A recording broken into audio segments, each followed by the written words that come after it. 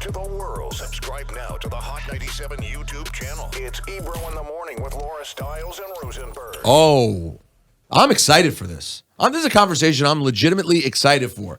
I'm glad I got some sleep.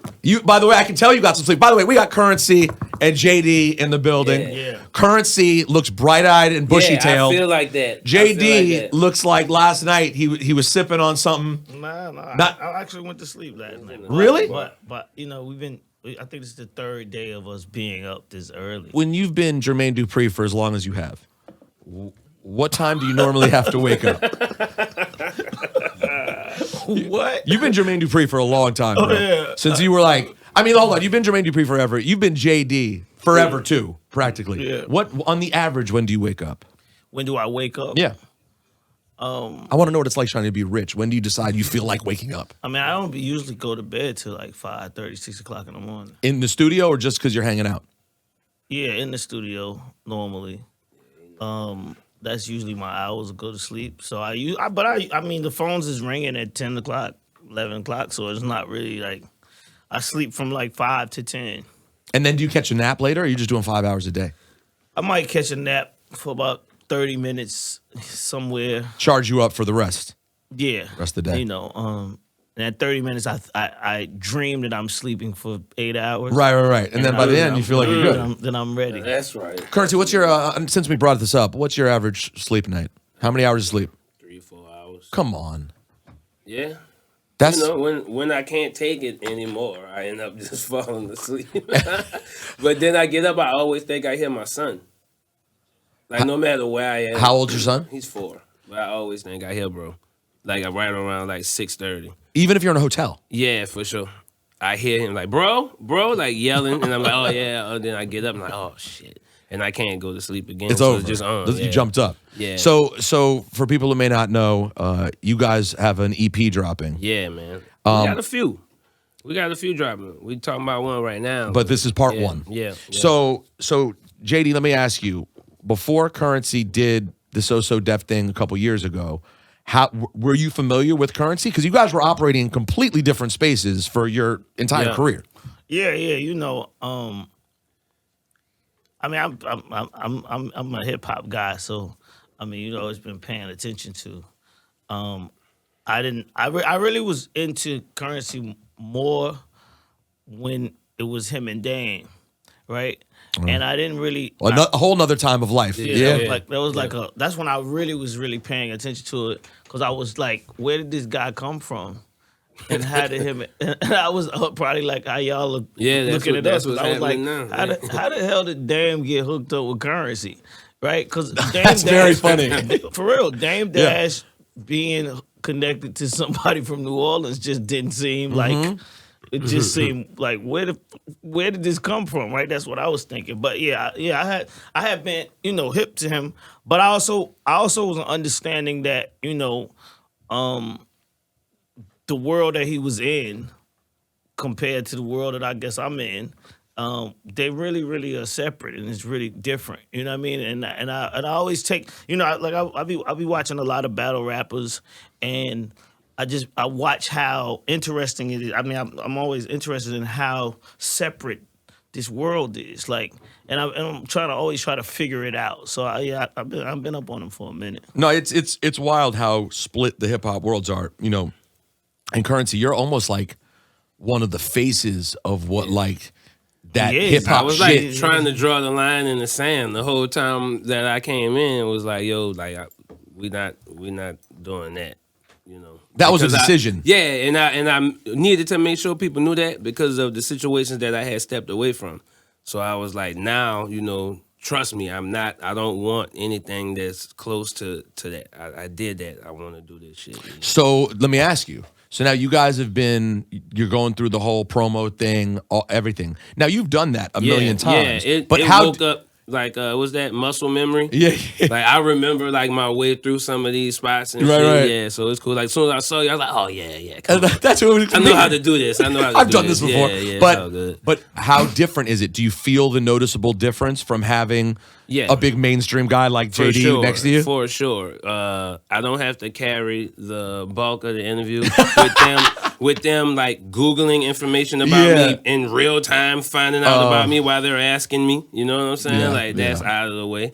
I've had a few years to kind of give them a chance to know something. Right. Then, come on, you know what I'm saying? Like I get to kick back because bro gets to, there's some stuff that he have to discuss and do. So you get some time to rest during the interview. Like, let's just let you. So there's never a moment where an interviewer should feel bad that they're talking so much to JD because you enjoy having the time not to talk. I'm learning too. Like, right. You know what I'm saying? Like I find out songs that he produced that I didn't know. Artists that's been signed to So Def that I didn't know was signing them, like just in the midst of the interview. What is there anything specifically, either story or accolade or thing that he's done that you were like, what? I had because every time I've interviewed him, I feel like that's happened. I didn't know. Just 48 hours ago, I found out that Bone Crusher was his artist. I didn't know that. Oh, really? I didn't know that. Come on, Chris. I didn't. Come on. I'm just kidding. No, you're younger than me. I didn't know that he put out the Youngbloods album. When they had the record with Lil Jon and shit, I didn't know. Oh, I didn't know that either. I guess, by the way, part of this, though, is because I'm a DJ. So I'm surprised. Bro, like, I'm looking at the record. Yeah, But you got the credits, the labels all right there, man. You're on the radio, so you know that I've come here to have right. beat the radio. But also with those records, with Youngblood's Damn, and what was the other? Oh, and you said Bone Crusher. I have both the 45s with the So Def label on it. Yeah, that's where that come from. But yeah. It wasn't. Did you say something? You didn't talk. No. Were you in the video? Yeah, I was in both videos. You was in the Bone Crusher video? I mean, he didn't say anything, but he's not missing the video shoot, for God's sake. It's Jermaine Dupri, for God's sake. Then Bone Crusher was doing so much, I probably couldn't see it. I didn't even know. Exactly. Dude was going nuts. Yeah, all right, then. That is, how do you make the decision? Because as you just noticed from Currency saying that, if we don't hear you on a track, you don't necessarily think of it being you. Yeah. Do you make conscious decisions to be like, I'm going to lay off this one. This artist should be on their own? I mean, I used to, I was like, because at one point in time I wanted to be an executive. I wanted you to really respect me for my A&R era and So Def being a label. Update, by the way, you are in fact an executive, and we do know, just so you know. Okay. Yeah, but I'm saying like I don't. That's not a stat that they throw around in the industry for me, right? It's not because. They always, if they don't hear me, they don't even actually talk about Jermaine signed this artist. It's never like that type of situation. And I was getting frustrated about it before, so I stopped talking on records. I wouldn't get on people's records and just talk. I was just signing records, and I'm like, because I grew up watching Russell Simmons, so I'm like, I want to be like Russell Simmons. I want to sign artists, and I want to do this. But yeah, for some reason. In my world, it didn't click where people like, oh, we know you signed that. It was just like, we ain't hear you talk on the record, so you ain't do it. So then I'm like, okay. And like, do you feel like, for example, that people at large treated Diddy differently, even though you guys were kind of the same? Well, Puff talked on every record though. True, but not on every big record. Like not on. Yeah, he's on Ready to Die, but he's not on like every song. But you got your share every of song that came on the radio. Almost every song on the radio, right? He talks on every record that's on the radio. One More Chance, Juicy, Hypnotize. I don't think he's on Juicy. Huh? Yeah, he's on there. Is he on Juicy? He's sprinkled throughout there. There's sprinkles? He's sprinkling. He's sprinkling. Obviously, Who Shot You? I mean, that's like half his songs. That's what I'm saying. He talks on every record. But do you think that he got, in spite of him being on the records, do you think he still got the executive recognition?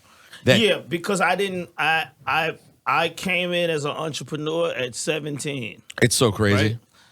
And Puff came in as an employee at whatever age he was when he was working for Uptown. Probably 21. It's just like I got my master's from Atlanta Arts Institute like about I think 2 years ago.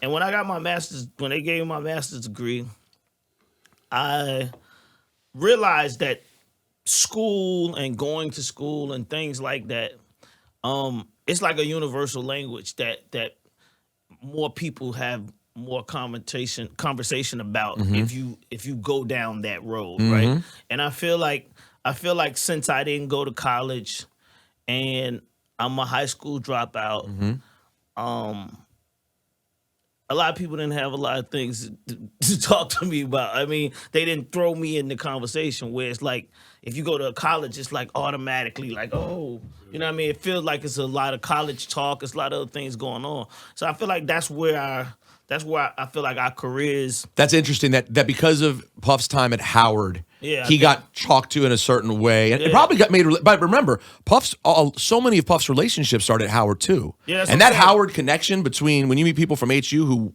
there's a real connection there. Believe me, that plays a big role in life. And I never knew this until, like I said, when people was calling my phone that's never congratulated me about one #1 record ever. They was calling me saying, "Yo, congratulations, you got a master's degree." Man, it's kind of crazy. Getting a master's is kind of crazy. I'm like, what? When this what you care about, right? So I just realized that it's something about that. And like I said, and a common job, by the way. Puff had a regular job. I mean, well, I don't say regular, but he worked at. No, it's the industry. He worked for someone. Yeah, I've never worked for anybody in my life.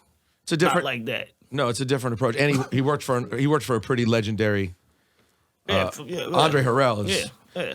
Now, do you think? And I say this as someone who I feel this way about myself. So I've now talked to you a handful of times, and I feel like we always talk about the way people think of you. Do you believe that you have a chip on your shoulder? No, I don't. I think that I carry the South, and the South has a chip on the shoulder. Oh, that's an interesting approach. I feel like when you see me, you see the Hawks, you see the Falcons, you see Outkast, when you see Jermaine Dupri, that's what you see. I mean, I'm the only artist from Atlanta with a song called "Welcome to Atlanta." It's been others since then, but I'm saying prior to that. So does that make you proud of where Atlanta is right now? Because I mean, y'all been running it for a while. I mean, yeah, and completely, because I was told by Red Alert at one point in time when I was younger, and when I first put out my first group, and I know Red, we friends, and I thought that I could come back to New York and go to what was he on, Power? Oh no, back then he was on Kiss. Kiss, yeah, and go to Kiss and let him play my records, and he's just like, JD, this ain't gonna work up here, And it was like, you guys y'all just country, and it's not going. And I just remember how hurtful that was to me, and how much I had to sit there and really try to swallow, pause, that I was gonna take this and go home and try to figure out how to come back, right? So to see what I did and to see everybody else in just not follow, but everybody else do what they did from Atlanta, it definitely makes me proud, because I know exactly where we came from, a spot that wasn't supposed to happen. Now, meanwhile, Currency, I'm guessing for you, by the time you came out with the position the South had already been in at that point, and New Orleans specifically. Yeah. Did you feel barrier of entry like that, or no? Nah, if anything, I felt like I probably had a chance because something had already come out of there, because nothing had come from there. So that was a small piece, but it was like a tiny hope. Like, that's all New Orleans really had to go on. It was like, well, shit. We saw two people set empires up when we knew that the doors was closed to us. So, you know what I'm saying? It kind of gave me to where I'm like, I could push a little bit. You know what I'm saying? That's all you really need, is to see somebody pick something up, you know what I'm saying, get a bag from it, and it's going if you hold on to that shit, that's what it matters. But your path specifically had not been taken by a lot of Southern artists yet. Like, you went, for lack of a word, and granted, it was the blog era, it was different. By the way, shout out to the Rosenthals who have their blog era podcast coming. But there still weren't a lot of Southern cats who went back. You kind of went backpack. Like, you were kind of a backpack Southern rapper. I went laptop. Yeah, it is laptop. Yeah, for real, what happened was the blog era, that shit put me in motion. Like I tell people all the time, my homegirl just typed in Google when I put my first mixtape out. And I don't know if it was Google because it was back then, so I don't know. But that's how I learned of all the blogs. She typed my name in, and it popped up that all these people had wrote these articles and posted the picture. You of the saw mixtape Nah and Right, shit. Two Dope Boys. Yeah, I didn't know none of that existed, and it felt like I was looking at all the magazines. It felt like XXL Vibes. And I was like, damn, there is a whole nother group of writers I don't have to deal with this shit. If they're not fucking with it, there's a whole nother batch of people that is. That just made me just keep pumping shit out. And then what so happened was the labels were using these blogs to A&R shit. They wasn't getting out in the street and seeing what was what. They'd just go there and be like, oh, they keep posting him. Let's hit him up. Let's find his MySpace, his Twitter, or whatever, and see if the kid wants $1 million or 2 or 3. Like, that's flat out what was happening. Like, for a lot of us, like, at that time, that's what happened. Do you, how many of the relationships do you maintain from sort of your generation? I mean, obviously everyone knows you and Wiz's history. You and Dizza. Nah, I still fuck with everybody that came up through that. I think we all like-minded. We all kind of have appreciation for the struggle that we went through. You know what I'm saying? It was a different form of a struggle to get where we are. You know? And I'm guessing during that period too, you had crossover with absolutely everyone. Like the people from generally the same, between South by shows. Yeah, for sure. That all of that shit, everybody was pretty much together. You know, it was like playing AAU basketball, like a little. You know, all those dudes know each other. They play in these different tournaments and shit. So you know, and eventually some players end up on teams from other spots and shit. And y'all just do it. You know, that's how it went. Who do you picture when you think of if like you had a dream where you were back in 2008, 9, 10? Who would be the people that would be there? The cool kids and Wiz. And Crit, of course. Dizza, I just saw him, you know what I'm saying? Of course, Dizza's literally the best. And no matter how much distance go between us, like we don't see each other, as soon as we do, it's like school again, you know what I'm saying?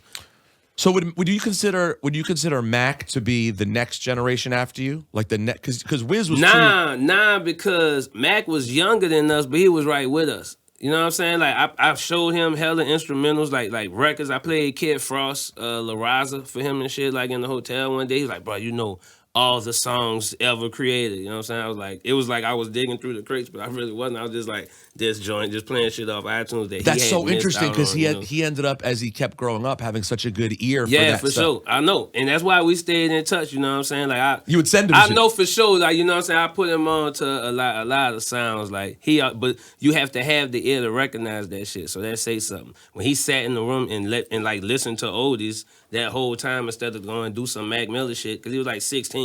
So he could have clearly like been out running down the halls or doing some shit like that or fucking his money off, but he was sitting in there just listening to shit. So I was like, yeah, he one of the ones. Were you fucked up after he passed? Yeah, that was weak because everybody knows like that was the last tweets was between me and him, and then I totally forgot about that. Yeah. Wait, what were you guys saying back and about forth again? going on tour and like just starting it like a month early and shit, and then that was that. That's so crazy. Yeah, that was it. I was having a good time that day, and then the homegirl was like, like just turned the music down. You know what I'm saying? Just told me. I was like, oh. Were you with other people? Yeah. And yeah. Well, how do you even process that? That's such a crazy. Everybody else, like, I was at home, so I kind of was in the hood, and it didn't hit the folks I was around too much that way. But it's right. Yeah, but my homegirl knew what was like. It was about to shut me down. You know what I'm saying? But niggas was like doing nigga shit, so I had to go to the crib and think about it for a little while. I was at my other job at ESPN, and the host of my show, Michael K, he's the voice. He's like the Yankees announcer, so he doesn't know anything about rap. And we're sitting there, but it was commercials. He was calling a baseball game somewhere else, so he wasn't in the room with me. He was on the line. So we're just sitting here, and the speaker's on. We can hear each other, and he's like, "Peter, you know Mac Miller?" And I'm like, "Yeah." And he's like, "He died." Bruh. It was like an indiscretion. And the person doesn't know, just like you. The person doesn't know. And I was like, Man, Yeah. what an incredible group though of people coming out at that time. When you think about it, all the way from what you guys referencing, all the way to Wale, to Drake, to Cole. Yeah. I mean, it's a crazy. The success Wiz has had has been amazing. So JD, during that blog era, you were keeping an eye on who was becoming who, because you are a hip hop nerd at heart who's paying attention. Yeah, I mean, I was, but I also created my own blog at that time. You know, I created my own site, so I was doing basically the same thing. So was that because even though you've obviously not had to do anything else for a very long time. So is it just a desire to always kind of be up on what hip hop is? Nah, because I don't actually understand that I don't have to do anything. That, by the way, and that's why you don't have to do anything. I don't really, I mean, I don't live by that. I don't know, you know, I mean, I hear people saying this all the time, but I don't actually, like even this, I know like we were talking about this before, when we first got here, and, you know, the PR team, they was trying to keep the title of the album, you know, or the date of the album. What is the date of the album? 4/4. Perfect. I'm glad you said that. But they was holding it, and I was like, you know, as soon as I saw him, I was like, let's let this go, because I don't subscribe to all the, you know, but personally, I just don't believe that, you know, it's gonna go the way I think that it should go. I've always come from a place where I got to do a little bit more work. And I gotta just go ahead and say it, and I gotta go ahead and put it out there. I was talking about this last night with one of my old ex-employees. Like, I've never even had the ability to put out an album and not have a record work. You know, Right. If the record, I have to have a record that's popping in my career. That I can give the DJs, that I can go see people. If I've never had a project where I could just like sit back and be like, none of that stuff happens and it still blows up. I've never been one of them guys. So I don't trust any of that type of, you know, the new sexy ways of releasing music. I don't subscribe to that. I just believe that I'm letting it go. I don't know nothing else. That being said, do you guys have a record on this first EP that you feel like is one that you're going for it on, or is this really more musical and just experimenting together? Yeah. I mean, I think we do, but I think we got a bunch of them. After going to the listening session, I think we have a bunch of them that I feel like people are gonna. Like there's a DJ that was at the party, the listening session, and he asked me for the record the other night in the club. Never Enough, and I'm like, we're not giving these songs out yet. It's like we just played it for you. So I feel like we definitely do. Yeah. Why Currency? Why a Tuesday? Because that's when music used to drop. I know, I love it. I mean, you don't hear it. You know what I'm saying? My idea was that, and then it happened to work because like that's a full day for Atlanta, and that's my birthday. Oh, like just the kind as we were talking about it, the shit was just falling in place like that, and when everything is that lined up, you can't go against it. We have to drop this shit on Tuesday. You know what I'm saying? JD, you'd be a good person to ask. Why did we go to Fridays? Is it just a streaming service thing? Like, why did it shift off Tuesdays? Was it just Beyonce? But I don't know. Because I do miss Tuesdays. The nice thing about Tuesday, listen, was cool. I'm already in a good mood on Friday. Yeah, I don't need anything. Good. You need Tuesday. Tuesday was cool. Hook me up on Tuesday. I love that you're doing that. Cool. No so how many cool. joints are on here? 7. 7. And where'd you go for production? all Mr. Dupri? Yeah. What was the process like having JD produce for you and having like an iconic all-time hip hop producer? He's so normal. Like he don't all of those staples and things you got to put on his name, he's not aware of it. So it's actually like I'm in an apartment, you know what I'm saying, and the homie have the beat thing on the coffee table. And there's a mic like with a sock around the pop filter, like the way I started, like on the other side of the living room, and the TV right there, and niggas got to be quiet when I'm rapping and shit. Like it feel like that. It's just not that at all. It's just not that at all. That's all. So yeah, I took you down that whole road to say I it's did. Nothing, I was like, wow. it's nothing like that. You know what I'm saying? It wow. feels like that. I was like, it maybe feels JD, like that. I was like, maybe JD does have to keep working. Nah, it feels like that, but it's not that at all. You know what I'm saying? Like, dude, throw the beat on. I'm writing. We not conceptualizing what the song is gonna be or how we feeling about something. The beat is on. I'm gonna go in the booth like within the next 20 minutes. When I get out, like the good part is, I do songs with no hooks. I do shit that one song might be 45 seconds, one might be 7 minutes, it might just be all rap. No telling, you know what I'm saying? Yeah. But he'll be like, all right, cool. Let's pull this and put this right there. And then I'm not used to that, but I also never fucked with JD like musically, so it's like, nah, do it, whatever. And then it always ends up better than what I was, than if I would have just left it that way. You know what I'm saying? Like, that's the difference. That's the difference with this. You know what I'm saying? I'm taking a bit of a break and letting somebody tell me what they think too, because it's not just me. You know And that's the one thing work. that's happened, like, since the blog era. A lot of rap, even really good rap, doesn't have producers producing. Mm-hmm. There's a lot of beats getting sent to people, and people record. And you can still get great. He don't send beats. Yeah, he wants you to sit there and he hear. don't send beats. That's what I've learned. I don't know if there's people like in his repertoire that he would just text a beat to, but that's not how he get it. Right. And that's a different process altogether. And a lot of people still do well with just getting beats sent to them. But a lot of those things that are good, I always think could be better if they had a producer being like, but what if we do this? Yeah. Yeah, I think the difference with Currency though, he actually knows. You know what I mean? He don't. His instincts are already right. Yeah, he knows he's not putting a hook on the song. That's just like a deliberate thing. It's not a thing. If he does it, he knows he's not doing it. It's not. Right. He's not one of these guys that's rapping so much that they forgot that They don't even worry about it. Right. It's a conscious decision. He clearly knows I'm not putting no hook on this song today, right? Yeah. Because like I said, I've been in the studio with him. We don't have no conversation about these records. So without having a conversation, that's the thing that I get away from this. I'm like, he knows sound actually. He know the sound. Even like the first record, this Essence Fest. I didn't, I'm in there making the beat, and I'm high while I'm making the beat too. So I'm not even like. I'm not paying attention to what's actually going on in the rest of the room. I'm just trying to I'm cooking the beat and I got the headphones on. I took the headphones off and I gave the beat to the engineer. He went in the studio, in the booth, and I think I walked out to try to kind of get myself together.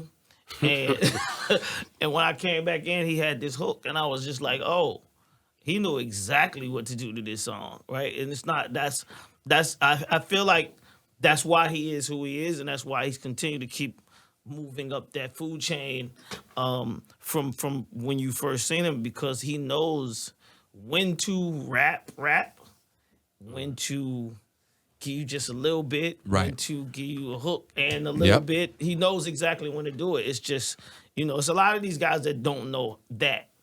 They don't know how to do that. Right. They may be really good at rapping, but they're not constructing songs. Yeah, they don't have it in their mind. They feel like they want you to hear these 24 bars and that's it. Straight. It, right? No hook. Yeah. So, guys, I'm super excited about this. Let's play the joint.